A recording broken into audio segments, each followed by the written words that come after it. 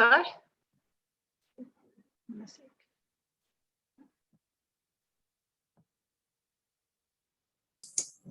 Brilliant. When you're ready, Mel. Great. Tēnā koutou, ko Mel toko ingoa, kei Harbour Sport aho I Mahiana. Welcome to the Harbour Sport Manawa Active Aotearoa Fund Information and Q&A session. Thank you all for attending. And before we get into the session, I'll pass on to Tyrone to kick us off with a karakia. Thanks, Ty. Ngā mihi Mel. Whakataka te hau ki te uru, whakataka te hau ki te tonga, kia mākina kina ki uta, kia mātaratara ki tai, e hiaki ana te ata kura, e tio, e huka, he hauhu, te hei mauri ora.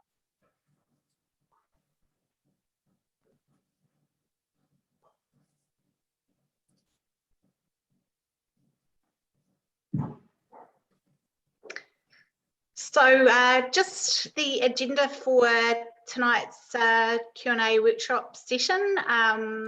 We've just got a few areas that we're going to cover today, and please feel free to use the chat function to ask any questions that you may have. We can take questions as each slide progresses. So, you know, if you have a burning question, you don't need to worry about the end. We can get on with it after the slide. We'll be covering what is the fund, what are the priority groups, what can and can't be funded, further application information that may be of help to you, and a session, you know, some time to answer any questions that you have, and our closing of the meeting. So we'll go to our first slide, and so we'll cover what is Te Manawa Active Aotearoa. So the purpose of Te Manawa Active Aotearoa is to provide quality opportunities for tamariki and rangatahi that are accessible and create a lifelong love of being active. We welcome applications from a wide range of organisations that provide play, active rec and sport opportunities for tamariki and rangatahi, particularly for those that are less active.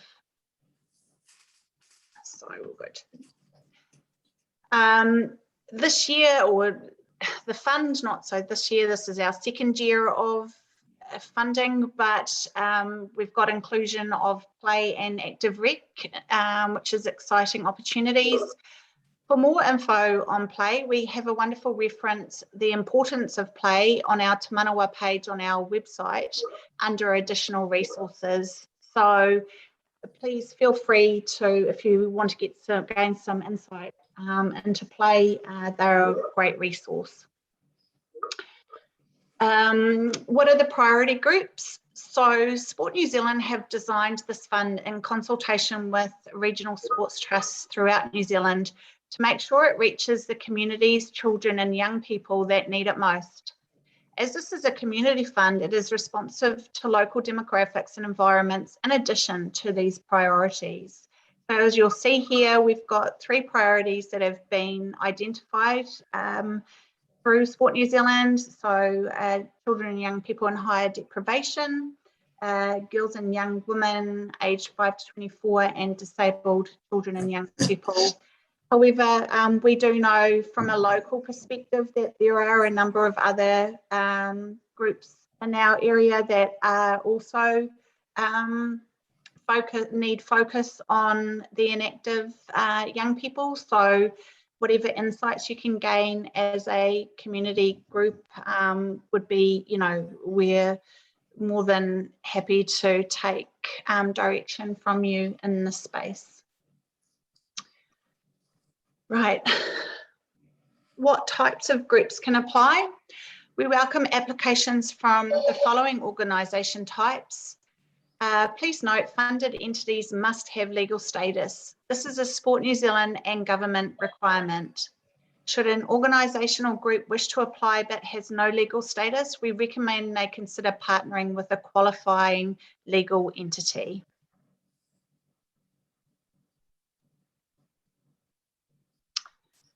So this leads us into what can be funded. Te Manawa has a specific focus on the direct costs of delivering an activity or opportunity. This includes program or project delivery, including venue or equipment hire and transport, where that is a barrier to these young people missing out on opportunities. We can fund equipment as part of the project or activity, not solely only equipment based. Officials, where this is a requirement for the delivery of the project or event.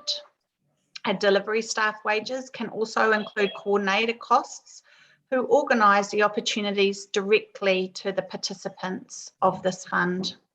All this information needs to be shown on the budget template as found on our Te Manawa page on our website.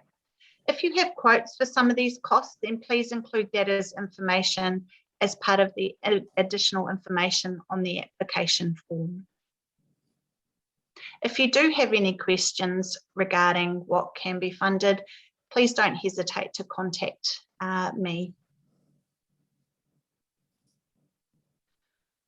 That leads us to what can't be funded. Year one of the operation of the Te Manawa Fund has highlighted the large demand for financial support, and each round has been significantly oversubscribed in most regions around New Zealand. Te Manawa is unable to meet all the demand, so has a specific focus on the costs of delivering an activity or opportunity. The funding is not to build the system, example, funding coach capability programs or professional development. We are also fielding a number of inquiries regarding membership fees, especially from this lockdown. The Te Manawa Active Aotearoa Fund does not cover the cost of organisation subscriptions, membership fees, or planned rescheduled event entry fees. Costs that are not directly required for the provision of the activity, such as day-to-day operational costs, rent, power and overheads, also does not come under what can be funded. These just cannot be funded as part of Te Manawa. If you are unsure about whether Te Manawa can fund your costs, please use the expression of interest on the funding tab of our website or get in touch with me to discuss.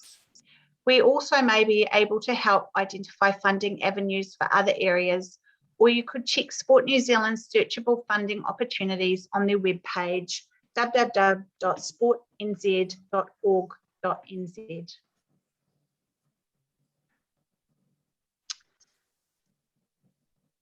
So, in summary, the best way to summarise your project is to follow the what, who, where, when, and why.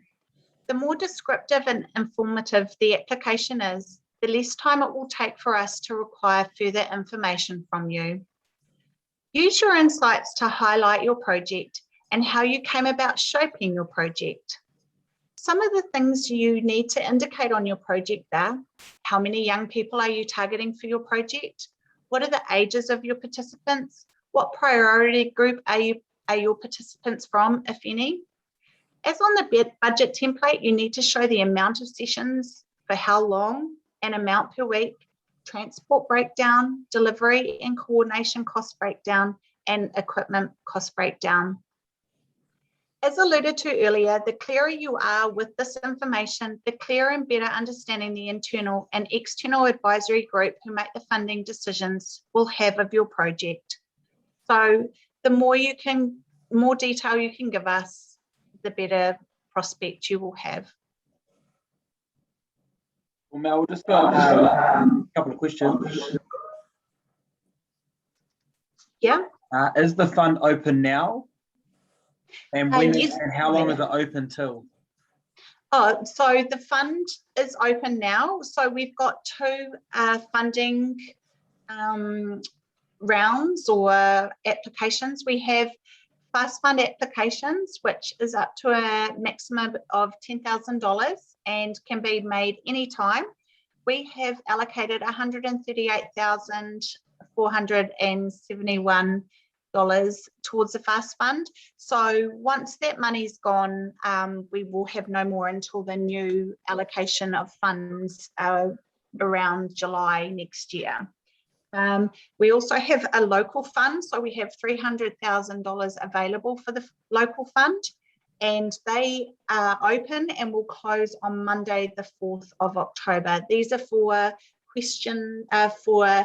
funding applications over $10,000, and an external advisory panel will decide all the projects together. So that's what rounds we have available. If we don't subscribe our 300,000 in the first round, then we will have a second round in January next year. Cool. Another question is, can I apply for 2 different projects? Right. So this is a good question for the Harbour region, because we've got a total of 438,000. We are trying to keep one application per organisation. If you have 2 projects in for the one organisation, then I am trying to get people to make one application, but for the 2 areas of need that you've seen, that your insights show. So other areas, RSTs around New Zealand are different. They most of them do accept more than one application, but just for the Harbour region at this stage, we are only taking the one application. But like I say, it can be a combination of two projects on that. Another one here. Do applicants have to submit an expression of interest before the actual application? So the expression of interest, I was going to get to it further on. The expression of interest is a wonderful tool that's been brought in this year. We were finding that projects who reached out to gain whether or not their project was along the right lines of Te Manawa had greater success in being put forward for review, and decided rather than going through and making the application. The application is 4 pages long, so there's a lot of detail and time to put together for the application. So this expression of interest is a great way. It's only it gives us a snapshot of what your idea is and the background to it, and then I'm always ringing straight away as soon as we get it from Active to discuss and see. So I think it is a really good tool to reach out and just get some guidance on the fund. Cool. And we've got another one from Anne. We had a successful application for Active in the last round, but have not yet commenced delivery due to COVID. Can we apply for another program in this round for the local? That's a great question, and it's probably one that it would be good to, if you could email me your detail, it would be good to discuss with Trudy and myself over that. Yeah. Cool. We've got no other questions at this stage. Carry on. Okay, thanks, Ty.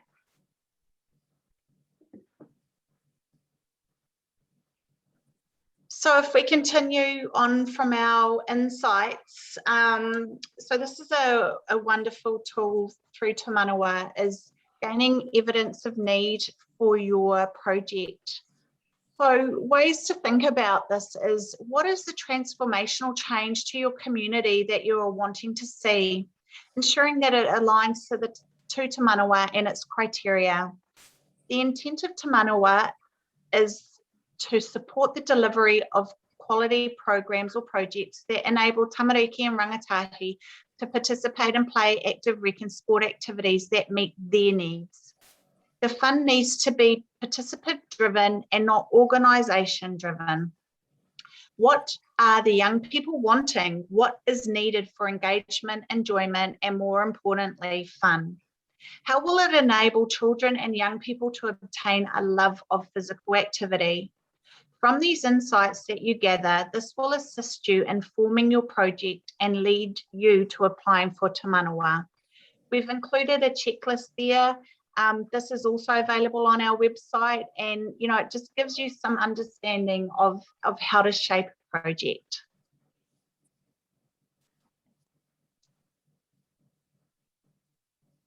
Thanks, Ty. So this leads to another portion of our application, which is outcomes and measures.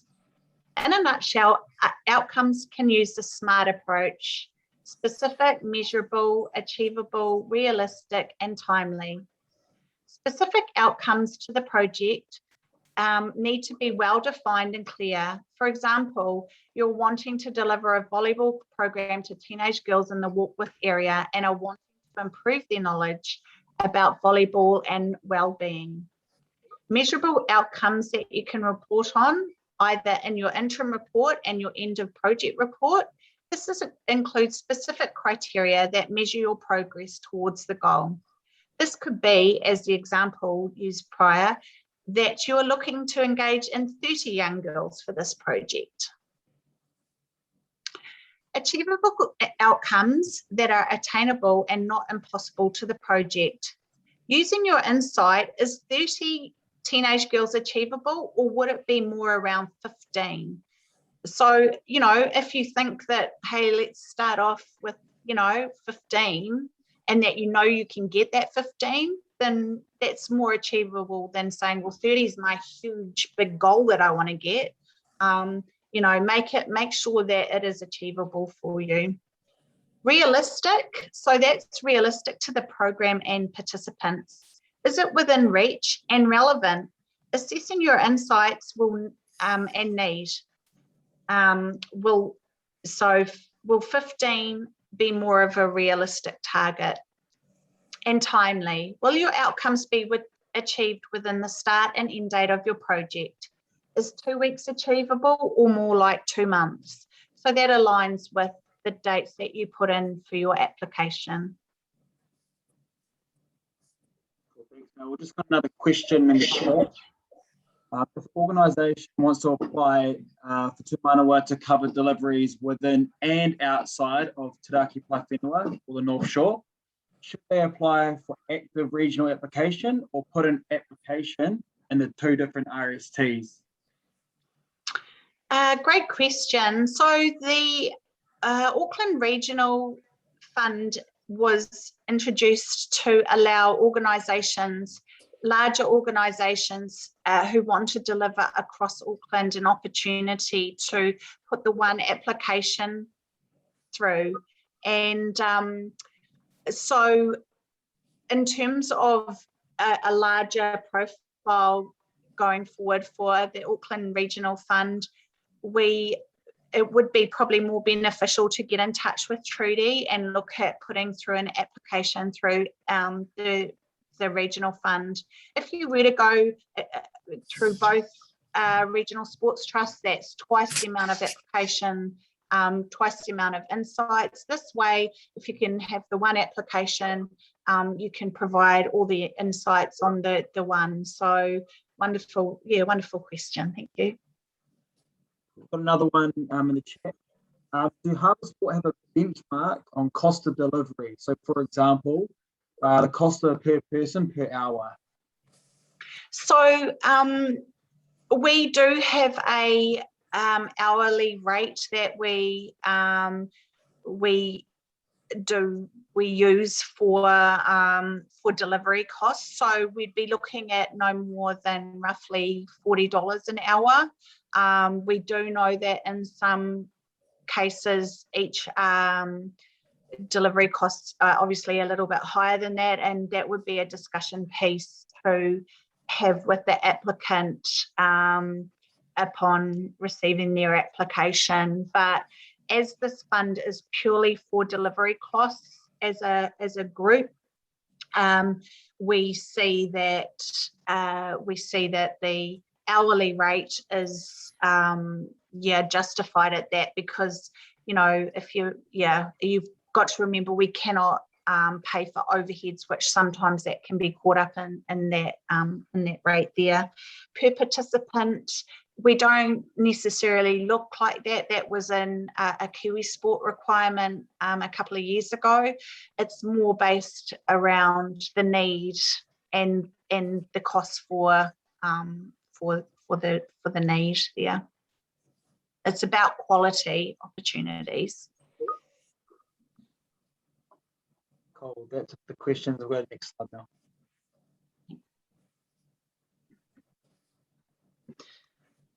So further information. So we've got a lot of great quality documents on our web page under the Te Manawa funding tab. Please have a look there. A few of them you do need to go through before you sign off and press submit, including the community guidelines, ensuring that you've read them fully. So there's a draft application form if you want to draft up your application and send it through to me for review. It's not going to be used as your application form. You will have to go through and apply online for that. But this one just helps you if there's any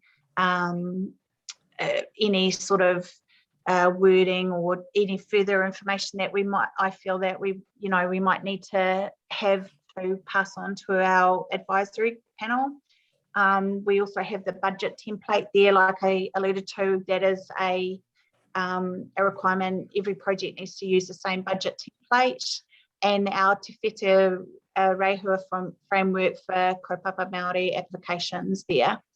Other resources are there in terms of insights, outcomes, and the like. But I just wanted to touch on a few areas of our further information.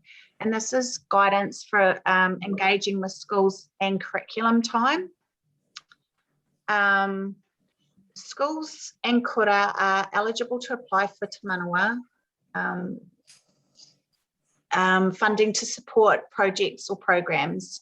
Where these opportunities are planned to occur in school kura setting and involve an external provider, there are additional factors to consider to ensure that Te Manawa funding is used not to replace the role of the teacher and or curriculum teaching and learning, but instead to enhance, support and complement the learning aims identified by the school and kura. If you're considering in curriculum time delivery, the project needs to have a planned and purposeful approach based on the school's needs, as opposed to the deliverers approaching the schools with the opportunity.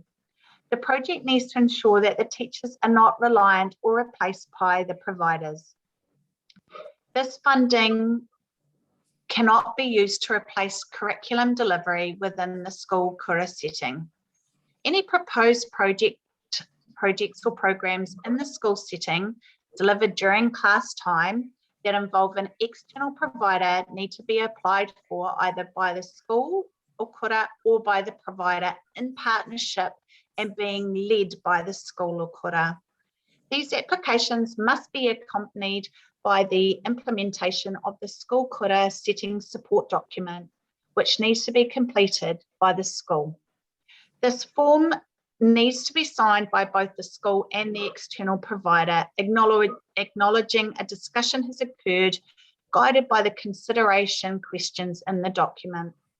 This document can be found in our school setting support document on the website. Applications from a school or kura that do not involve the use of an external provider do not need to submit the school setting support form. When we talk about in curriculum time, this is in school time, but excluding morning tea and lunch. So it's when the kids are in the classroom.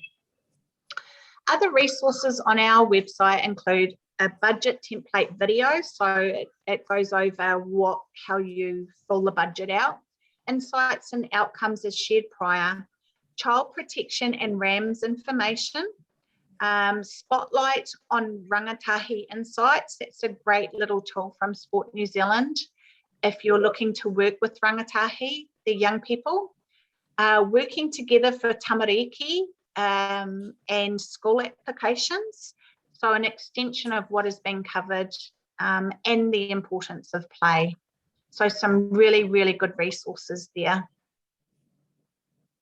Now, we've got a few questions that have come through on the chat. Oh, yes. Would a project like island dancing, so for example, Samoan Siva, be considered as active recreation? Yes, it would. Yes. So bringing in a community and cultural lens to movement and dance. We've had a few projects with Zumba and the like. So most definitely island dance is a great way to engage with our young people. Yep. Okay, so this next one is around deprived populations. So Mike's asked, what is deprived population? Or I think he's asking, where are the identified locations in the harbour region for areas of deprivation? Oh, right. So that is a really interesting question, because harbour as a region have pockets of high deprivation. So to try and nut out on a high deprivation area is quite tricky. We know that there's a number, like I say, a number of them all over, from High Pacific Coast and all that. So if you need to have some further information, please email me and I'm more than happy to give you that information. Cool. Next question. Can some of the grant be used towards storage of sports equipment? If so, is there a capped percentage for storage related costs? Yeah, so storage, if it's part of the project, so you've got delivery, you've got all this wonderful equipment and you've got nowhere to store it, then that can be looked at, most certainly. But if you've got any ideas or examples, please flip me an email and I'd be more than happy to discuss that with you. Cool. A couple more. Is there help for smaller groups that don't already have the documents that are required to apply for the funding? So I'm more than happy to come and connect with those smaller groups. We have put on our website some help to, like I said, help to work with those community groups. The child protection is a great example, as this is a huge area of working with young people. The Ministry of Justice, for example, have free police check vetting, as far as I know. So that's a great tool to use, because sometimes I know that sometimes you have to pay for police vetting in certain areas. So I know, Ministry of Justice. And also the risk assessment form, if you do need help with any of that, I'm more than happy to reach out to our community, and also link up with some of our wonderful community support staff here at Harbour Sport, who'd be more than happy to work alongside you to help you through the application process. We've got another one here. When gathering data for the basis of the application, how would you recommend approaching schools who may not have the time or be allowed to send out, be sent out surveys? So how do you engage schools, I think, is the question. Yeah, that's a great question. That baseline data is more probably from an observation point of view from when they come into your project. So if it was, I know that there's a few ethical things going around at the moment with surveys and young people. So and ensuring that we cross all our documentation off correctly. So in terms of baseline data in schools, yeah, it's it's a good question, and I'm more than happy to try and help you out. Just send me an email or give me a call to discuss. Cool. And we've got one here. Does the Te Manawa Fund fund playground/playground improvements for schools? Yeah, that's the first part of the question. Do you want to answer that? Does it fund playgrounds? Yeah, so playground, it's determined by what the need is. If there's a significant need for that, then certainly we would look at case-by-case basis. If it was not even existent and capital works are obviously out of that, you can't fund a playground, then that would be a definite no. But again, if you have something in mind, send through a expression of interest, and I'd be more than happy to discuss that with you.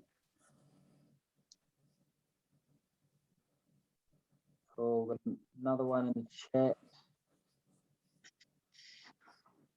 Can we use baseline data from existing programs, and in brackets, if we didn't get to Manawa last year?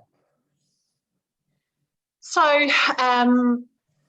data-wise, I imagine you're talking about the evidence of need. So as long as you can show that the need is still there, and that's what the community and the young people need and want, and it's relative to now, which, you know, through COVID it probably is. So yeah, again, just ensure, you know, that you know, we do like to have up-to-date data, because settings change.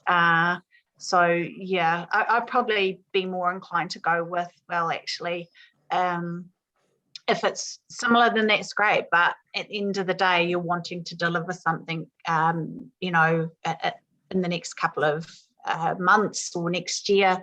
You know, things do tend to change, so it'd probably be best to keep it current. Yeah. So just checking to see if there's any more questions. Yeah, another one here. Do I have more of a chance of getting my application accepted in the FAST Fund if I apply for a smaller amount, or should I go for the full $10,000? Does that matter? Sorry, Ty, can you repeat that? I didn't get the first part of it. I think the question is, doesn't matter how much I apply for in the FAST Fund. So if I apply for $10,000 or $5,000, does it matter? Right, no. So it's up to $10,000. So we've had projects that have had $1,000, and we've had projects for $10,000. So you don't have to apply for 10,000. That's just our limit. Yeah. Cool. Got another question here. Can you apply for part of the funding to cover food, such as lunch or a barbecue, as part of the program? So food's a good question. It's relative to the project. So if that's it would be best to fill out an expression of interest and, you know, chat to me about your program and project. Obviously, you know, putting on a big feed every week might be not deemed under the criteria, but we're wanting to really, if the community, you know, we're wanting to see what transformational change to help engage young people. So it may be that might be something that you see as part of something to engage those kids into activity. And last, before we move on to the next slide, Mike, do you just want to come on and ask that question to Mel around the online engagement?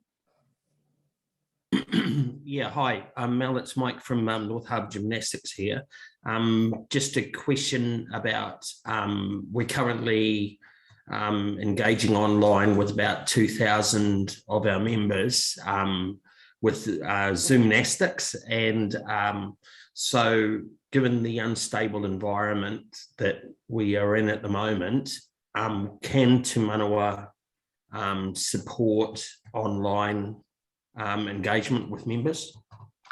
Hi, Mike. Great question. We're still trying to see how that looks like and how that ties in terms of online engagement. So if you provide insights into the need for that, I mean, obviously at the moment, but how will that engage the young people further on when we get out of lockdown? That might be something else to consider. So there'd be a few considerations in terms of online engagement like that. But yeah, it would be good to just perhaps chat with you to see, is this going to be part of a project going forward, or is it just to sort of band-aid something until you can go back to delivering in the interim? Last year, for example, we had a project during the lockdown from one of our projects, and they just put it on as part of their delivery under Kiwi Sport. So they were like, okay, well, we can't deliver these sessions in person. Let's deliver it on a Zoom call, for example. I mean, that's still delivering to the young people. So again, that kind of thing, we could certainly consider that. It would be just about chatting to you and ensuring that, you know, all the other the identified need, that's what the kids want in terms of trying to get these inactive kids engaged. Yeah, so a few other things to look at, but yeah, certainly be good to discuss that with you, Mike.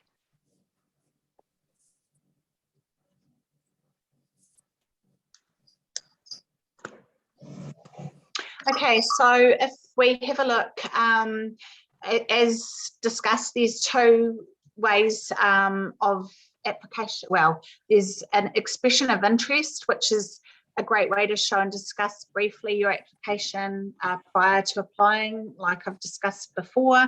It can save you time in identifying whether your project can be funded without you going through the full application process, only to find that further information is required or it's not quite in the criteria of Te Manawa.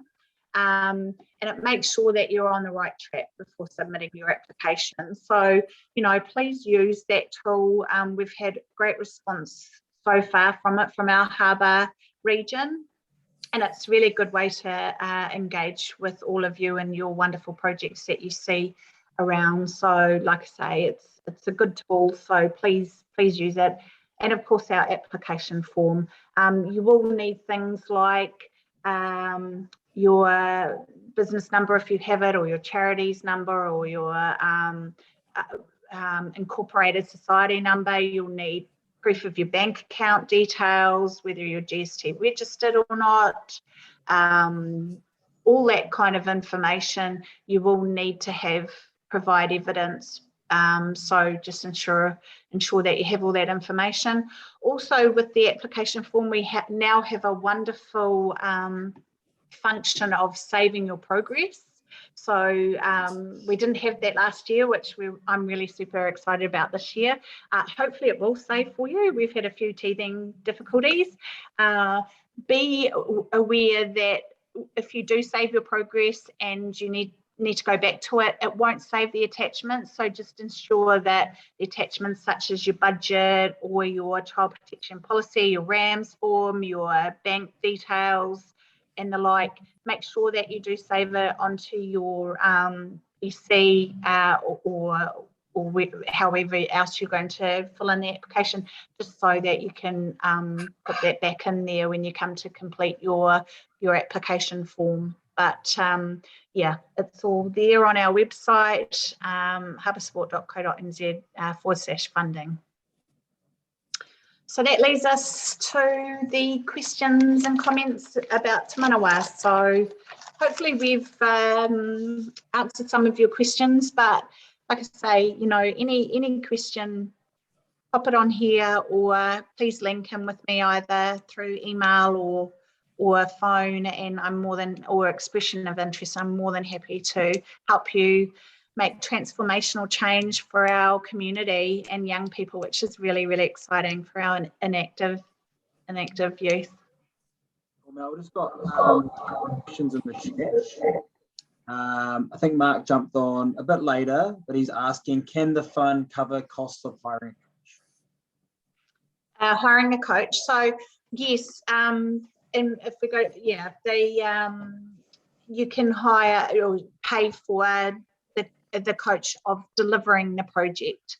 We've got to remember that we're seeing a few projects come through to cover coaching costs for existing members.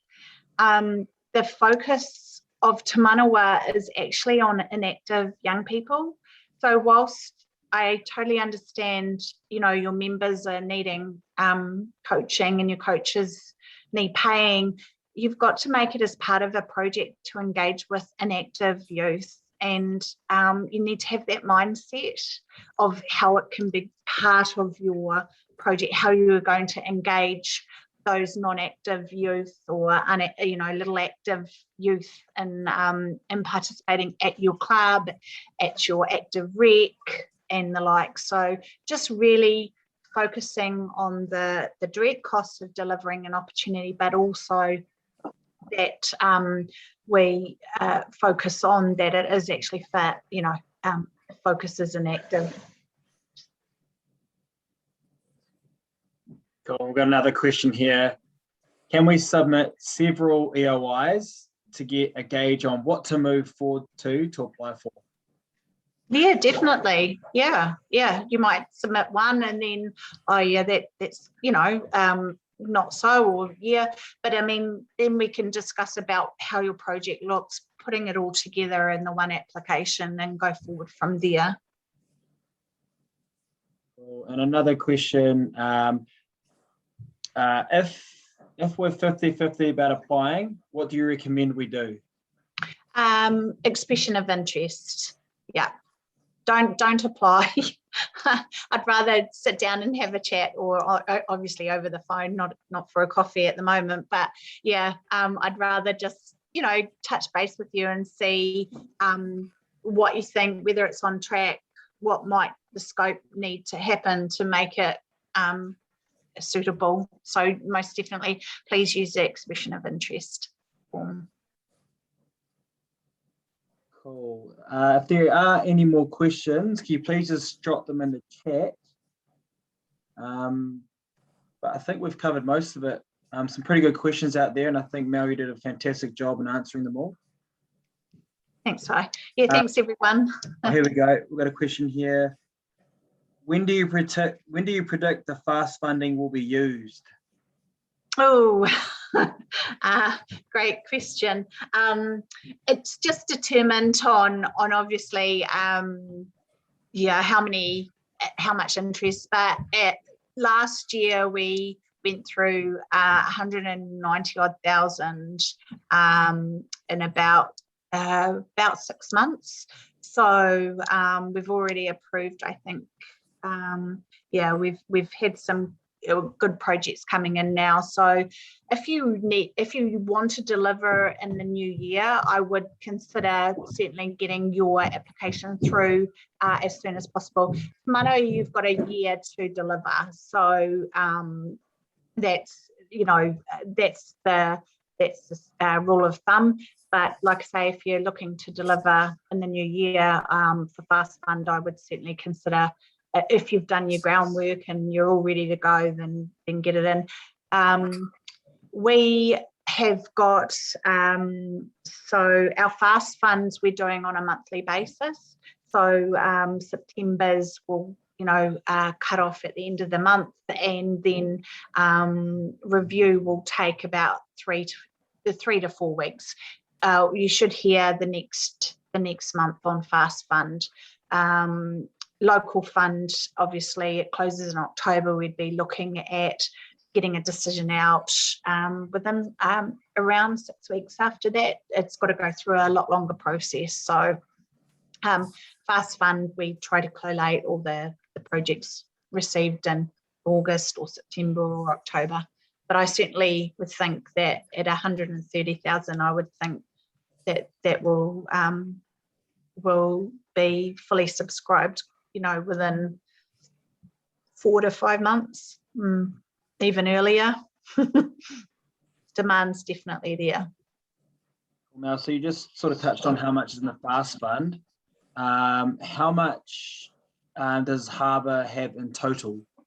Right, so yes, we went from 196, I think, thousand to now 438,000. So a good increase there by introducing a different level of allocation based on inactive needs in our area. So we're really pleased to see that increase, which means we can have a lot more impact in our community and to the young people that really, really need it. And we know there's lots of kids out there that really need the help to get engaged and enjoy physical activity. Yes, and Mike, wahoo. And I think Matt's question's been answered. How much do the other RSTs have to distribute out? Is that in Auckland? Yeah. So I'll just go onto the Active website for that official figures. So Auckland's been really well looked after for that. We got about $5 million Auckland-wide, which is wonderful. And so CLM got 1.9, so that's counties. Manukau got 1.9. Sport Auckland got 1 million. Sport Waitakere got 900 odd thousand, and Active are responsible for 900 odd thousand. So have a look at Active's website under the Manawa Active Aotearoa tab under the fundings. And if you're looking to deliver in other regions around Auckland, refer to their website as well. They've got some wonderful stuff like harbour and sites, and just apply through there. Cool, thanks, Mel. I think that's it for the questions. Do you just want to close up the meeting, and then we can let everyone finish off their nights with family? Sounds good. So the end of the day, this fund is just to engage in our rangatahi and tamariki and our young girls and all that, and it's really exciting. So hopefully we'll see some wonderful transformational change in our community to get them loving being active, which is a real goal from all of us. I think it leads to healthier life and just enjoyment. So thanks for your time, everyone, for coming as well. It's been wonderful to have you all on our workshop.